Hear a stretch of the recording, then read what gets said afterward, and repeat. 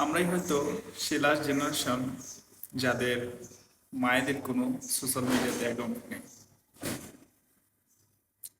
আমি লেটেস্ট একটা ঘটনা শেয়ার করি, সেটা হচ্ছে আমি প্রায় 5-7 দিন পর হচ্ছে আমার আম্মুকে হচ্ছে কল দিলাম। তা সে খুব কান্না করতেছিল, কান্নার জন্য কথাই বলতে পারতেছিল না। আমি এমনিতে অনেক অনেক অনেক সময় হচ্ছে সোশ্যাল মিডিয়াতে অ্যাক্টিভ থাকি, একদম বেশিরভাগ সময় অ্যাক্টিভ থাকি। কিন্তু কি দেখেন, মানে একটা মিনিট বা প্রত্যেকদিন 2টা মিনিট 3টা মিনিট আমার মায়ের জন্য হয় না। কিন্তু আমি সবসময় সোশ্যাল মিডিয়াতে অ্যাক্টিভ থাকি।